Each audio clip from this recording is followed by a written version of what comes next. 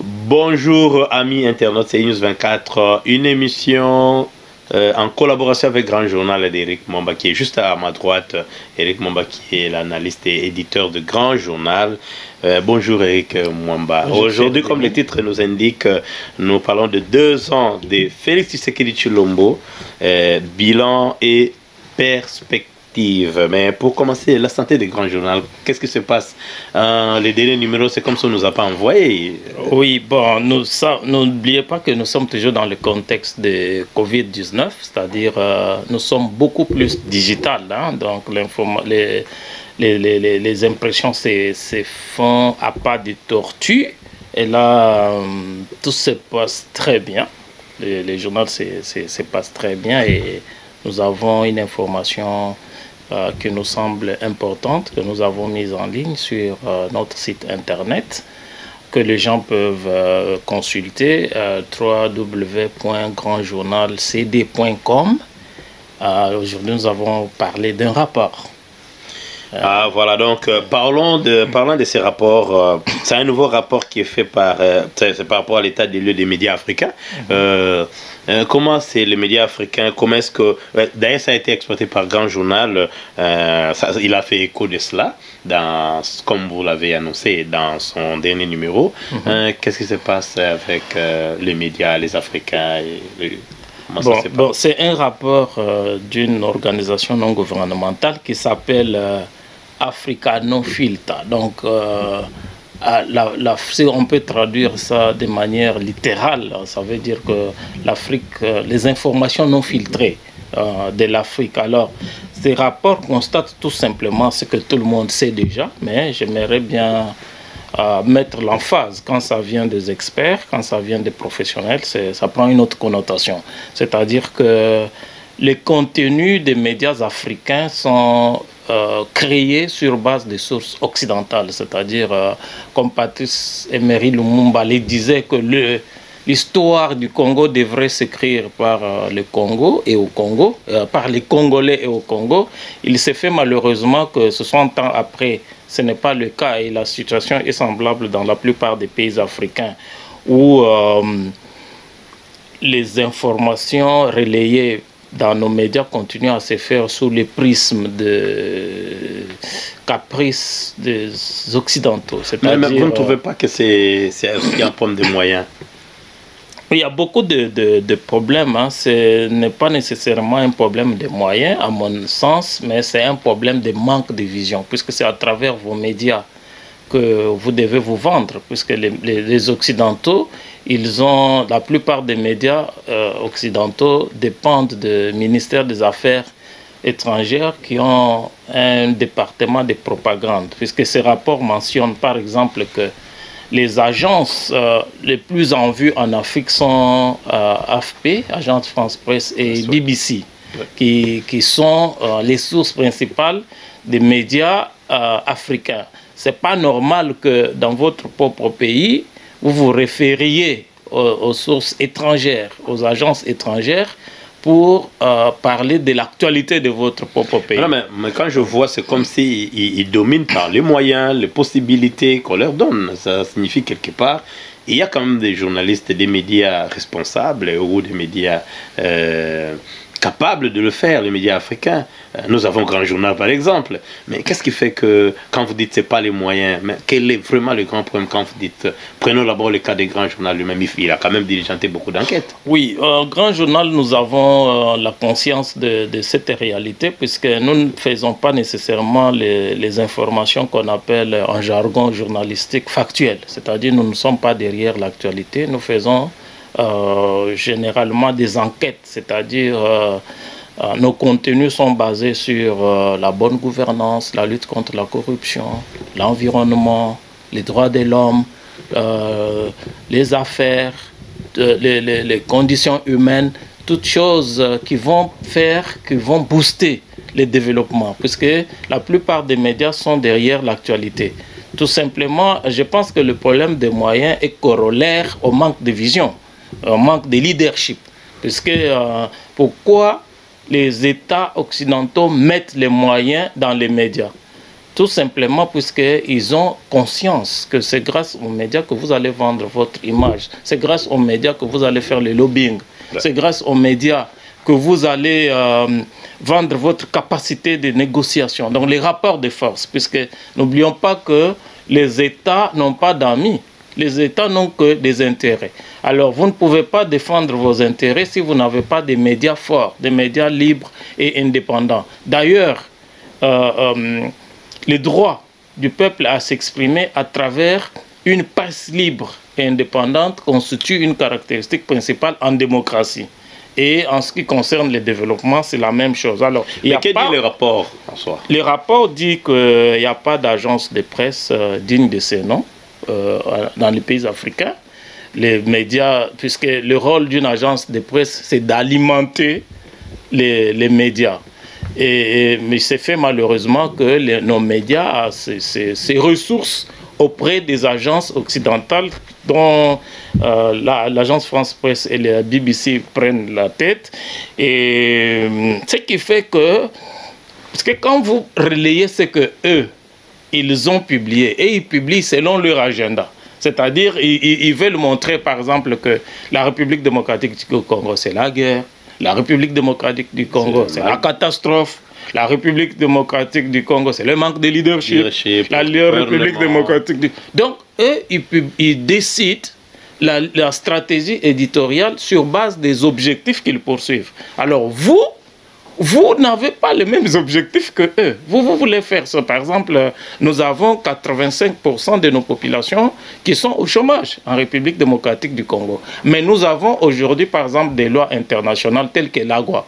L'AGOA, c'est la loi américaine sur les opportunités de faire les affaires avec l'Afrique, dont la République démocratique du Congo est bénéficiaire. Nous avons, par exemple, la loi de Cotonou. Nous avons par exemple aujourd'hui la ZELEC, la loi sur les zones de libre-échange. Ce sont des choses qui devraient constituer les priorités de nos médias, puisque ça fait un marché de, par exemple, 2 milliards de personnes, que si nos jeunes, par exemple, s'engagent à travers la capacité de nos médias à se lancer dans l'innovation, la création d'entreprises, la création de sites, donc on peut capter ce marché, puisque à travers toutes ces lois, nous avons la possibilité ou le droit d'exporter nos produits et capter ces marchés et créer des richesses. Donc c'est ça, nous, nos priorités. Nous, nos priorités aujourd'hui, Félix Tshisekedi devient président de la Cour de l'Union africaine. Donc nos priorités aujourd'hui en tant que médias, c'est de savoir comment la RDC va bénéficier, va profiter de la présence de Félix Tshisekedi à la tête de l'Union africaine, puisque n'oublions pas que c'est seulement une année. Comment au niveau de notre population, on va capitaliser ça? Comment on va créer l'Union africaine des peuples, l'Union africaine des citoyens congolais, qui vont faire les affaires avec d'autres? C'est ça nos priorités. Alors, à vous entendre parler, M. Eric Mwamba, c'est comme si vous avez une petite solution. Mais que faire de tout ça? Parce que, avec égard à tout ce que vous avez, à tout ce qu'ils ont écrit, à tout ce rapport, que faire finalement? Bon, ce qu'il faut faire, je pense qu'il ne faut pas que dans le prochain gouvernement, par exemple, le président de la République confonde le rôle du ministre de la communication et des médias, porte-parole du gouvernement, avec quelqu'un qui sera là comme secrétaire pour faire le compte rendu du gouvernement. Ce n'est pas son rôle. On doit avoir une politique générale sur les médias. Il faut développer les entreprises de presse, il faut développer le modèle économique, il faut développer les agences de distribution des produits de presse. Le secteur des médias est un secteur économique qui va diminuer le chômage dans le pays, qui va créer les emplois, qui va faire rayonner l'image des marques du pays, qui va permettre à la population de s'exprimer, de donner leur vision pour le rayonnement de la démocratie, pour le développement. Il faut que le président de la République, dans le prochain gouvernement, pourquoi pas me mettre ministre de... pourquoi pas ministre de médias dans le prochain gouvernement.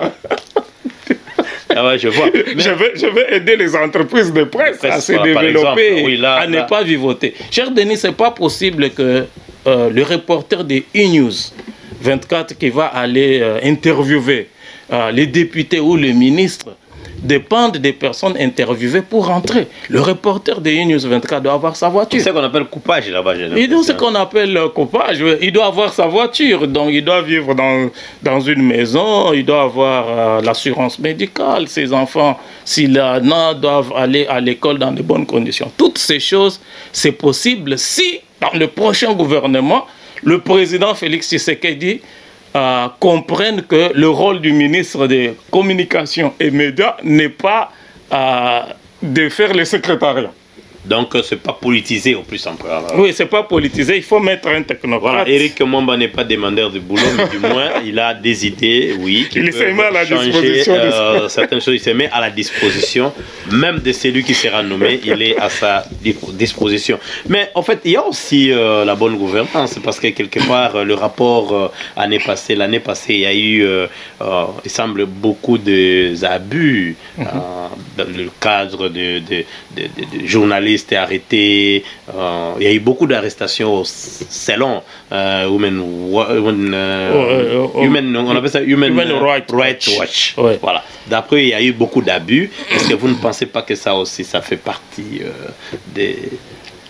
Bon, moi, je pense choses que nous déplorons pour que le média puisse jouer leur rôle, parce qu'on laisse aussi en Afrique souvent les médias internationaux à vaquer librement parce qu'ils payent, on le respecte plus que vous autres. Vous ne trouvez pas au Congo, par exemple? Bon, je pense qu'on ne doit pas arrêter un journaliste à cause de ses opinions ou puisqu'il fait son travail. Parce que le rôle du journaliste, c'est quoi?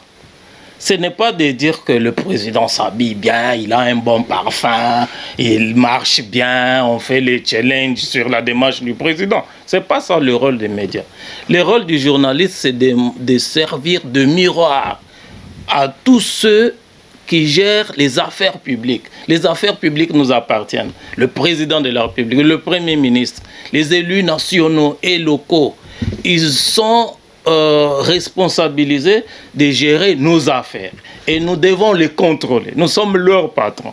Donc la population est le patron de toutes ces personnes et les médias est le miroir. Les médias constituent le miroir dans lequel les mandataires, tous ces mandataires doivent se regarder pour voir les tâches. Donc le président de la République doit se regarder en suivant News 24 ou bien en lisant Grand Journal ou un autre média. Le président de la République doit s'attendre à voir les tâches. Il ne doit pas s'attendre que non, on va dire que non, il s'habille bien. Non, ce n'est pas ça le rôle des médias. Et par conséquent, on ne doit pas arrêter un journaliste à cause de son travail. Mais tout simplement, la loi sur la liberté de la presse donne le droit de réponse à toute personne qui estime que les journalistes là lésés. C'est vrai que nous conseillons en tant que responsable des médias, en tant que responsable des journalistes, en tant que coach, nous conseillons les journalistes de respecter la procédure. Vous ne pouvez pas vous mettre dans votre bureau, vous n'êtes pas allé sur le terrain, vous n'avez pas confronté les sources, vous n'avez pas vérifié l'information. Et il y a l'éthique.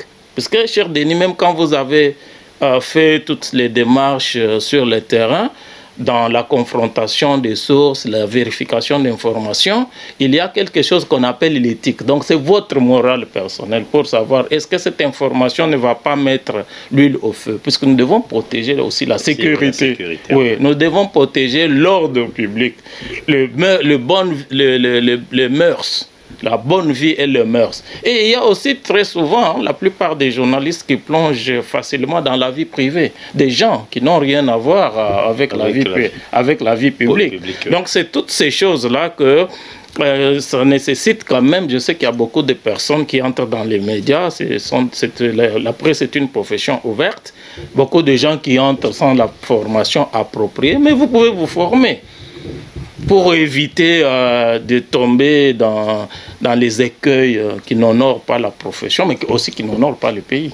Voilà, nous sommes dans le point, notre grand point d'aujourd'hui, les 2 ans de Félix Tshisekedi Tshilombo.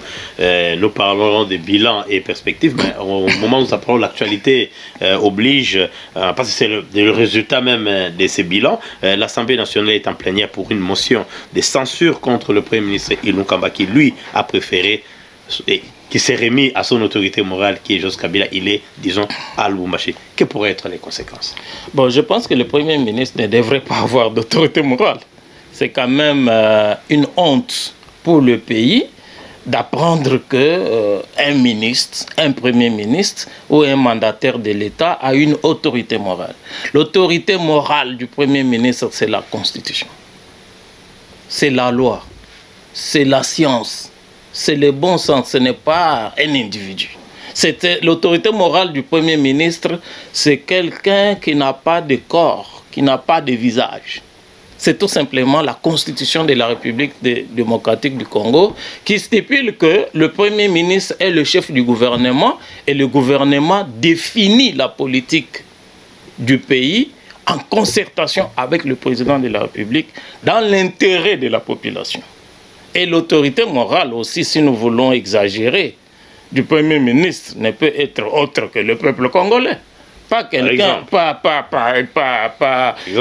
le président, l'ancien président Joseph Kabila a fait 18 ans au pouvoir. Et moi, je me rappelle que, cher Denis, le 26 janvier 2001, quand Joseph Kabila a prononcé son discours d'investiture pour devenir président de la République en remplacement de Laurent Désiré Kabila assassiné, il a dit « L'armée dont je suis l'émanation n'a pas l'intention de s'éterniser au pouvoir. » C'est ce qu'il a dit. C'est-à-dire qu'il était là pour assurer la transition. Mais il a fait 18 ans au pouvoir. Moi, je pense que c'est suffisant. On devait laisser Joseph Kabila tranquille, faire autre chose. Il y a la vie après la présidence. On ne peut pas... Le Premier ministre aujourd'hui est interpellé à la suite d'une motion de censure. La procédure prévoit qu'il vienne. Normalement, le Premier ministre devrait démissionner. À partir du moment où il y a eu détérioration des conditions de cohabitation entre le président de la République et lui, puisqu'il ne peut pas travailler s'il n'est pas en bonne relation avec le président de la République, qui lui est le chef de l'exécutif. Parce que le Premier ministre et le président de la République font partie de l'exécutif, mais qui est dirigé par le président de la République. Si à partir du moment où le courant ne passe pas et que le Premier ministre, en tant que une personne mature, si nous tenons compte de son âge et de sa qualité d'enseignant à l'université, c'était un économiste qui a eu aussi à gérer les affaires de l'État. Il était vice-ministre dans les années passées. Il a dirigé les grandes... Je pense qu'il devrait... Oui, je pense qu'il devrait même encadrer... Par élégance. Il devrait même encadrer le président de la République. En tant que doyen. En tant que doyen. Par exemple, le président de la République devrait beaucoup profiter de la sagesse, de l'expertise, du sens de l'honneur, le sens de l'État du Premier ministre. Mais on a vu un Premier ministre militant du FCC. Pourtant, à ma connaissance, le Premier ministre a été désigné en tant que technocrate et non en tant que militant des partis politiques. Donc c'est vraiment honteux. Lorsque le président de la République a constaté que les différentes décisions prises dans le Conseil des ministres, qui est l'organe des décisions du gouvernement, ne sont pas respectées, je pense que le Premier ministre devrait démissionner, puisque le droit constitutionnel est un droit de personnes civilisées, puisqu'il s'agit de personnes qui gravitent à la sommité de l'État.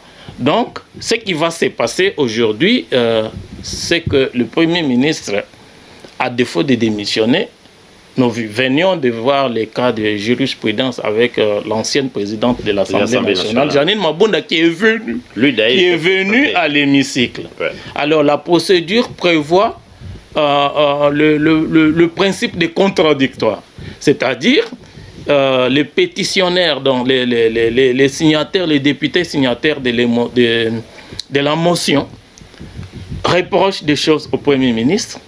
Donc, le bureau va lui donner la possibilité de se défendre, de présenter ses moyens de défense. Mais là, le FCC fait un communiqué pour dire que Ils ne reconnaissent pas cette compétence au bureau d'âge. En fait, le FCC est plus dans le juridisme. Or, en droit, on dit les faits précèdent les droits. Et le président de la République a répété plusieurs fois. C'est comme si les gens faisaient la sourde oreille. Il a répété plusieurs fois dans ses différents discours que l'intérêt du peuple est la loi suprême. C'est-à-dire, le président de la République n'est pas dans le juridisme. Il est dans le pragmatisme politique. Est-ce que, oui, puisque, cher Denis, Montesquieu parle, j'ai lu le communiqué du FCC, ils ont fait référence à beaucoup d'articles de la Constitution, les articles du règlement intérieur, mais ça c'est ce qu'on appelle la lettre de la loi. Montesquieu, l'un des pères fondateurs du droit et de la politique, il parle de l'esprit des lois. L'esprit des lois, c'est-à-dire à quoi les législateurs pensaient quand il a élaboré telle ou telle autre disposition. Ils pensaient à quoi? C'est ça, c'est là où il y a le problème. Les juristes congolais ne nous parlent pas souvent de l'esprit des lois. Ils nous parlent de la loi sur base au pied de la lettre, c'est-à-dire ils les récitent tous ces articles-là. Hein. Article 78, alinéa 3. Ouais. Non, mais on n'a pas besoin avec des nombres, des chiffres. Mais non, mais finalement, la conséquence serait quoi? Ça serait qu'ils vont procéder sans lui. Oui, ils vont procéder sans lui, puisqu'il y a eu 301 députés qui ont signé la motion de censure contre lui. Ce qui va se passer, ça va se passer comme à l'époque de l'ancienne présidente de l'Assemblée nationale, à la seule différence que lui, il ne sera pas là. Si jamais il n'est pas là, puisque je pense que nous faisons cette émission au moment où je crois il est midi à Kinshasa, il était prévu qu'il arrive à 13h. La lettre du bureau précisait bien qu'il devrait passer à 13h. Bon. Si jusqu'en dernière minute, il n'arrive pas, comme lui, il préfère manger les œufs avec l'autorité morale dans sa ferme de Lubumbashi. Voilà. Donc, s'il n'arrive pas, cher Denis, ce qui va se passer, c'est que on va lire la motion de censure, sera lue mot à mot, phrase par phrase, jusqu'à la fin. Et puis, bon, comme lui n'est pas là pour qu'il puisse se défendre, les députés vont passer au vote. Ils vont voter. Alors, si la majorité, donc on va voter pour ou contre. Donc, pour son départ ou contre son départ. Ouais. Alors, si le pour son départ l'emporte, le Premier ministre Ilunga Kamba sera destitué. Donc, le bureau va lui écrire une lettre de notification pour l'informer qu'il a été destitué. Et ce qui va se passer, le gouvernement devient démissionnaire. On les jette dans l'oubliette de l'histoire. Et là, l'informateur va faire son travail. D'abord avec le Premier ministre. Ce qui va se passer avec le Premier ministre, c'est qu'il sera déguerpi. C'est ça. Les législateurs, dans l'esprit de quand les législateurs parlent de la démission du Premier ministre, ça veut dire que cela ne vient pas de la volonté du Premier ministre, mais c'est pour éviter ce qu'on appelle en droit l'indélicatesse. C'est-à-dire qu'il va partir avec honneur. Du point de vue du commun des mortels, le Premier ministre a démissionné. C'est-à-dire il s'en sort réagardi, il s'en sort agrandi. Donc, le Premier ministre a démissionné. Comme c'était à l'époque avec Lunda Bouloulou, bon, cela ne court pas les rues au Congo, mais quand on dit que le Premier ministre a démissionné, l'opinion continue à considérer ces messieurs. Mais en réalité, il n'a pas été démissionné, il a été chassé, il a été révoqué. Mais on ne va pas dire, vu son rang... Mais aujourd'hui, parce qu'il a séché quand même... Maintenant, aujourd'hui, si lui ne vient pas... Il sort sans honneur. Il sera... Ce qui va se passer, c'est quoi? Il sera déguerpi. Et il faut savoir que, cher Denis, le Premier ministre est gardé par les policiers. On peut demander, et en cas même de problème, il peut même être arrêté. Et les policiers le gardent. Le ministre de l'Intérieur, qui est le ministre précédent, c'est-à-dire c'est après le Premier ministre, c'est lui.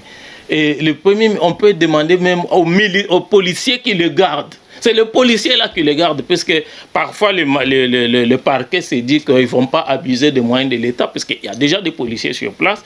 On envoie un inspecteur, comment on les appelle, les huissiers de la justice, pour procéder, pour exécuter les mandats. Et le huissier de la justice va aller là-bas, utiliser les mêmes policiers qui gardaient le Premier ministre pour les déguerpir. Ça, c'est pas quand même... c'est pas une bonne image pour mais malheureusement. Mais il semblerait qu'il y a aussi la même pétition, c'est contre monsieur Tambou Mwamba, qu'on a entendu il y a longtemps, monsieur Atem. Atem.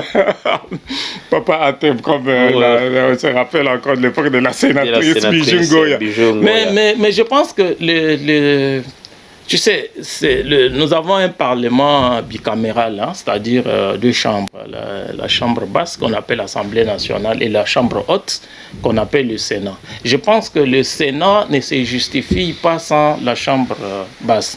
Comme la configuration de l'Assemblée nationale change, la conséquence logique est que la configuration du Sénat, donc on appelle la chambre des sages, et comme Alexis Tambou Mwamba ne s'est pas comporté comme un sage pendant tout ce temps qu'il était en duo avec Janine Mabunda, il va tomber. Et il y a des audits de l'inspection générale des finances sur la manière, puisque en fait le Parlement n'a pas été géré dans la transparence et la vérité.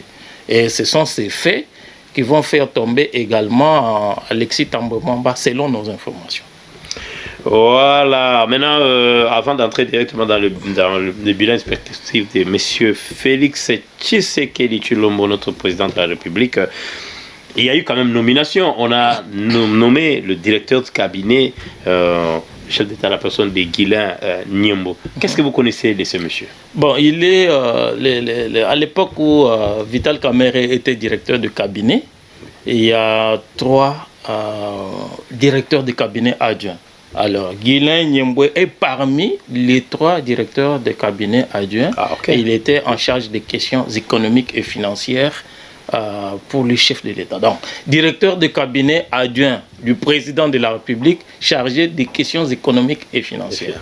Et aujourd'hui, il a plu au président de la République de faire de lui, puisque beaucoup de gens se posaient la question de savoir, mais en principe, lorsque Vital Kamerhe était condamné, hein, mais je pense que le président de la République, c'est l'occasion de saluer sa posture de légaliste. Hein. Je pense que puisque jusqu'à présent, Vital Kamerhe est condamné par le premier juge.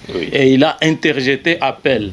Donc, c'est-à-dire qu'il n'a pas accepté le verdict du premier juge. Et comme l'appel est suspensif, c'est-à-dire que la décision du premier juge ne peut pas être exécutée quand la personne condamnée saisit le juge supérieur. Je pense que le président de la République a patienté. Ce qui a énervé d'ailleurs beaucoup de gens. Oui, beaucoup de gens ont dit qu'il est payé parce qu'il est toujours de tête cabinet et que Bérand est adjoint. Mais je pense que le président Félix Tshisekedi, c'est quelqu'un qui fait, à mon humble avis, des choses avec beaucoup de doigté. Et c'est quelqu'un qui apporte un leadership un peu différent de ce à quoi on était habitué. Il ne fait pas des choses sur le vif de l'émotion. Et je pense qu'il a attendu, il a donné la chance à Vital Kamerhe pendant maintenant presque, je crois, 1 année. Puisque si jamais le deuxième juge a quitté Vital Kamerhe, je pense que beaucoup de choses vont faire. Mais là, on a atteint le point de non-retour, on a franchi les Rubicons. Le cabinet du président de la République a un nouveau patron en la personne de M. Guilain Nyembo, à qui nous présentons nos félicitations, et je pense qu'il va faire les choses autrement. Voilà, parce que beaucoup de gens se plaignent, hein, cher Denis. Beaucoup de gens se plaignent. Mais c'est quand même moins par rapport à l'époque de Vital Kamerhe.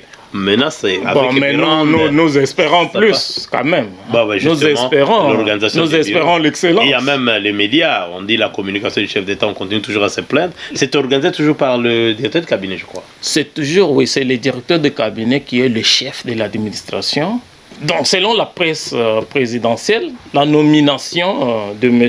Guilain Nyembo au poste de directeur de cabinet du président de la République, lance la restructuration du cabinet du chef de l'État. Donc ça constitue l'acte 1 de la restructuration du chef de l'État. Nous félicitons M. Guilain Nyembo qui est promu à ce poste si important de directeur de cabinet du chef d'État. Maintenant, nous entrons dans les 2 ans de Félix Tshisekedi Tshilombo. Nous allons retenir beaucoup de choses, mais nous verrons avec Eric Mwamba comment est-ce que Grand Journal a pu s'y prendre. Qu'est-ce qu'on retiendra du bilan du chef de l'État actuel? Parce qu'il y a beaucoup de gens qui se disent qu'il y a quand même, on dit d'ailleurs, plusieurs médias, je sais que c'est toujours divisé, ils disent que bilan 0, et il y a pas, le social ne marche pas, il y a eu 100 jours qui a traîné, et il y a beaucoup de choses, mais qu'est-ce que Grand Journal a retenu? Mais entre-temps, il y a M. Joseph Kabila qui se retrouve à Lubumbashi, il n'est plus dans la capitale. Exactement. Moi, je pense que le président Félix Tshisekedi, son avènement à la tête de la RDC, a offert, ça c'est nous au Grand Journal, nous considérons qu'il a offert une opportunité extraordinaire du changement à la République démocratique du Congo. Et le changement est un processus, n'est pas un qualitatif brusque, c'est différent de la révolution. Parce que quand vous faites la révolution, vous venez vous casser tout et du coup, vous instaurez le nouvel ordre. Mais Félix Tshisekedi, c'est un produit des élections. Alors les élections ont imposé à la RDC ce que lui-même a qualifié de l'accident de l'histoire. C'est-à-dire qu'on n'avait pas prévu. C'est pour la première fois qu'on se retrouve dans une situation où on a une majorité qui va, quel que soit ce qu'on peut dire. Nous, on n'était pas dans les secrets de Dieu. Oui. Les élections ont été organisées par les institutions qui en avaient le droit. Et à la suite de ces élections, du 30 décembre 2018, la majorité est partie du côté du FCC et la présidence de la République a été remportée par un opposant, en la personne de Félix Tshisekedi. À partir de ce moment-là, puisque, cher Denis, le plus grand combat des Congolais était le Kabila dégage. Puisque les Congolais ont estimé que pendant le règne de Joseph Kabila, il n'y avait pas de perspective. C'est-à-dire que le bout du tunnel était obscurci. Donc, à partir de ce moment-là, Félix Tshisekedi permet l'alternance, prend le pouvoir et devient le premier président élu depuis les années 60, depuis l'indépendance jusqu'à aujourd'hui, et il favorise l'alternance à la tête du pays. Aujourd'hui, s'il faut parler de son bilan de 2 ans, moi je retiendrai le fait le plus important pour moi, c'est la fin de la coalition. La fin de la coalition AFCC-CACH. Parce que cette coalition qui a donné plus de 60% de membres du gouvernement, mais dont les ministres n'ont pas exécuté les décisions qui étaient prises dans l'intérêt de la population, par exemple la suppression des ports illégaux. C'est-à-dire les ports illégaux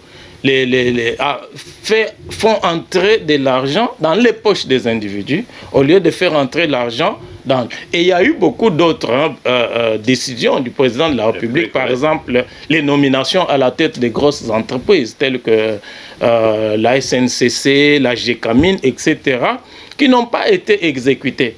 Le gouvernement fonctionne dans l'unicité et la cohésion et la solidarité. On ne peut pas comprendre un gouvernement dont les décisions des conseils des ministres ne sont pas exécutées.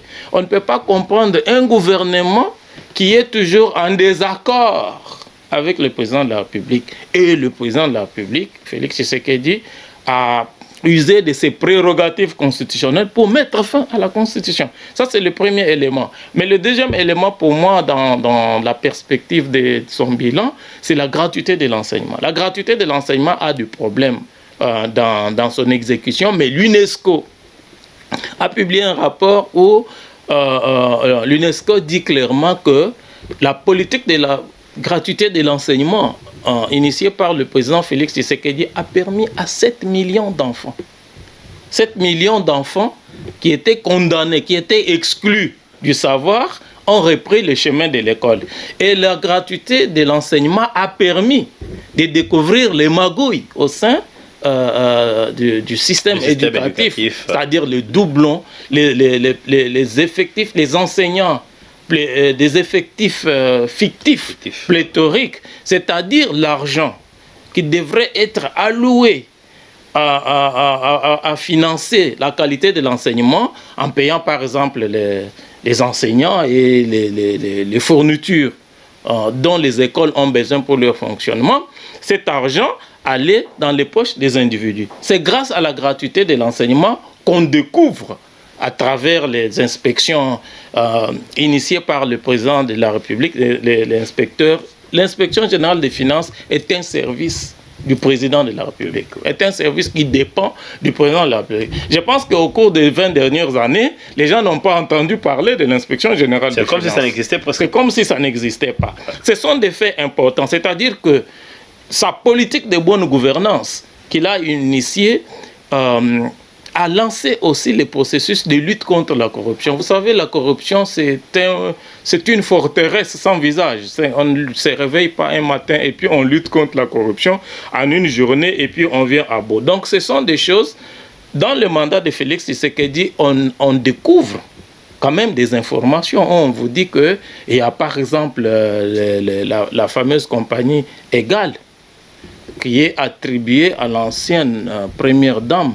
Bon, moi je parle des allégations, puisqu'il faut que les rapports de justice nous démontrent par A plus B ce qui s'est passé, mais les audits de l'inspection générale des finances parlent d'une redevance de 800 millions de dollars que cette compagnie privée devrait à l'État congolais. Donc moi je pense que le président Félix Tshisekedi est dans une démarche métaphysique.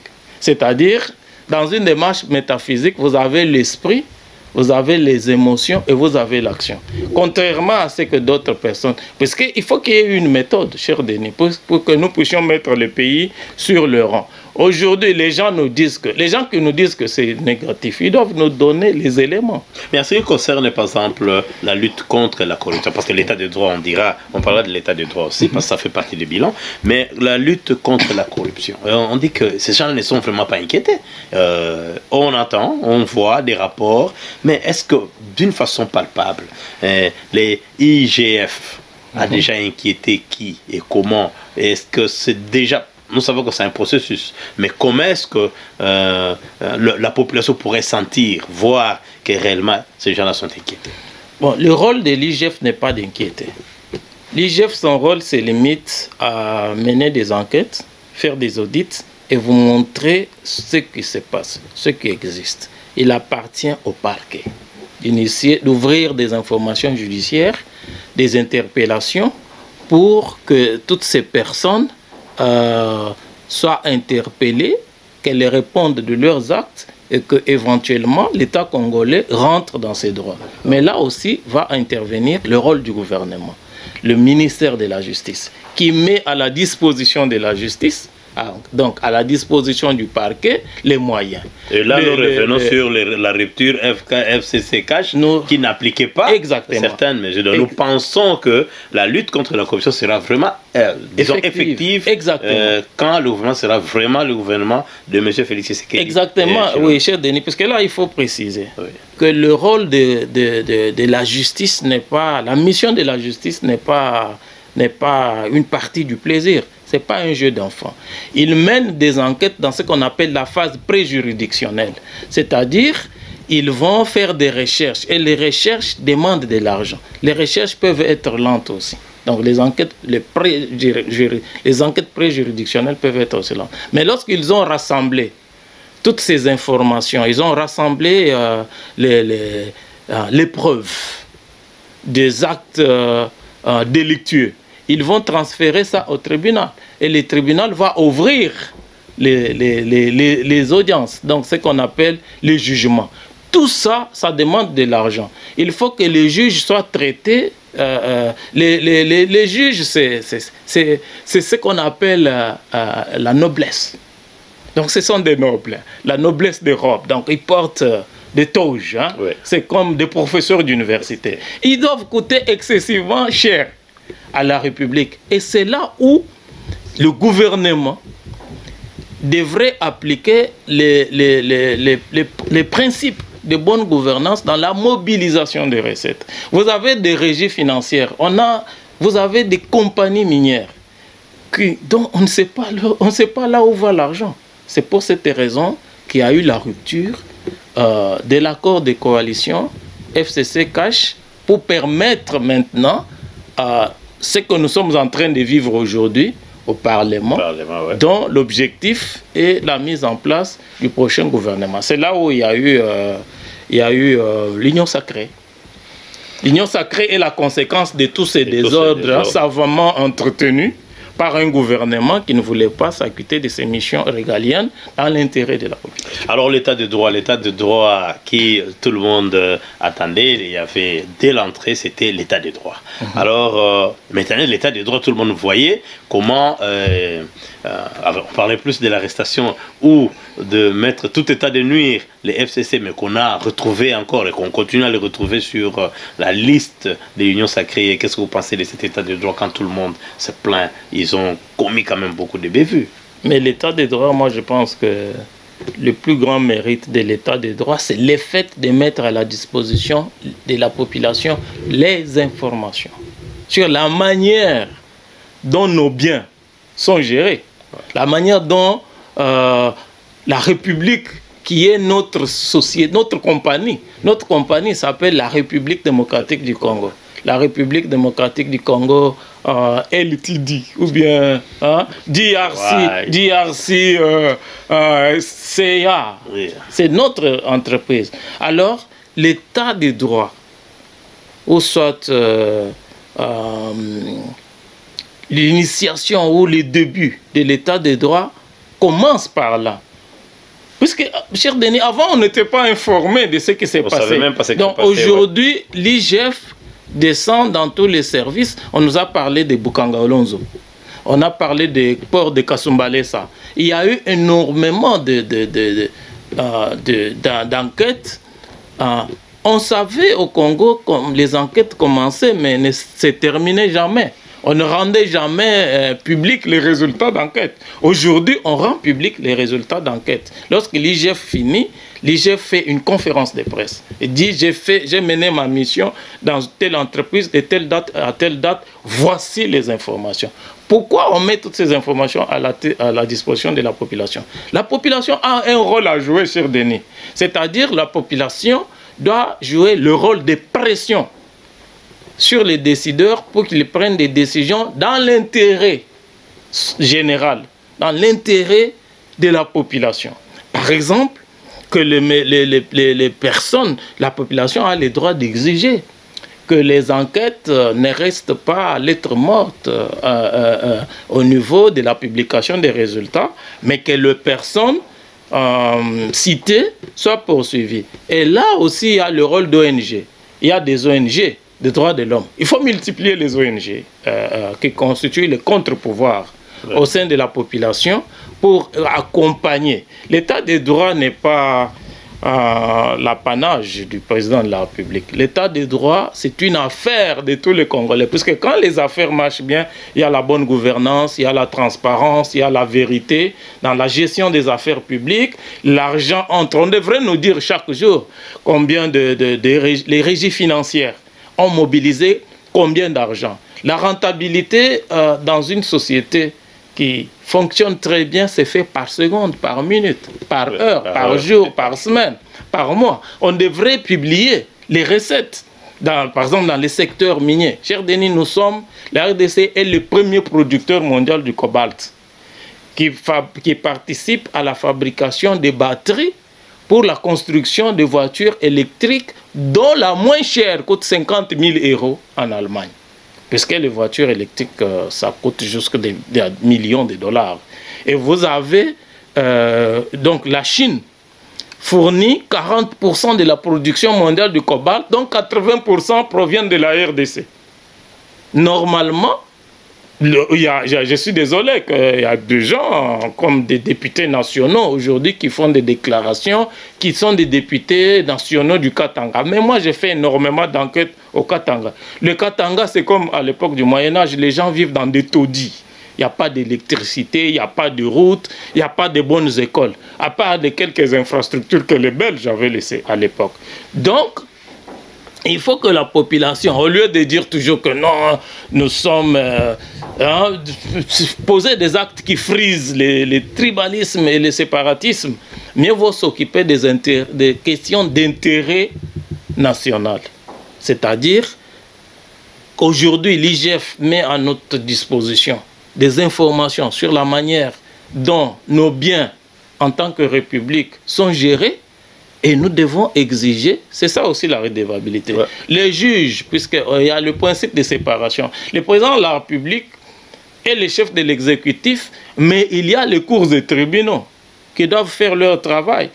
Ce n'est pas le président qui doit appeler le magistrat pour lui dire. On a dit par exemple que Alexis Thambwe Mwamba a mal géré les 4 millions ou je ne sais pas moi combien de millions de dollars qui étaient mis à la disposition du Sénat.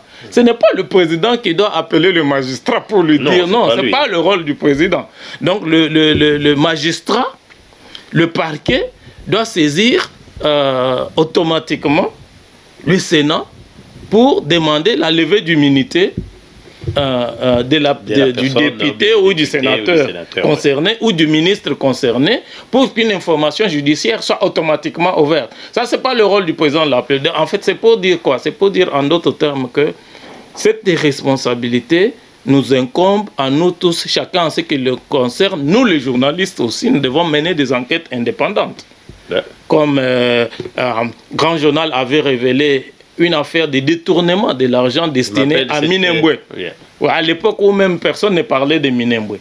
Et le ministre a été interpellé grâce à cette enquête. C'est-à-dire que l'enseignant doit bien enseigner les enfants. Et n'est pas. Et dernièrement, cher Denis, je vais chuter par là, le programme de la première dame Excellencia. On a constaté que des enfants qui ont décroché des diplômes d'État avec plus de 85% ne savaient pas écrire « je mange la banane ». Ah oui, c'était... Ça, c'est pas quand même le chef de l'État qui doit aller donner cours. Je me rappelle même d'un élève qu'on a posé la question, il a eu 82%. On lui pose la question en français, il dit non, pas en français. À un moment, je me suis dit, qu'est-ce qui se passe? Mais jusque-là, bon, c'est bien ce bilan. Mais est-ce qu'il n'y a pas eu d'entorse? Ou est-ce que le chef de l'État n'a pas pu faire bien? On ne dira pas que tout était bien fait. Moi, je pense que...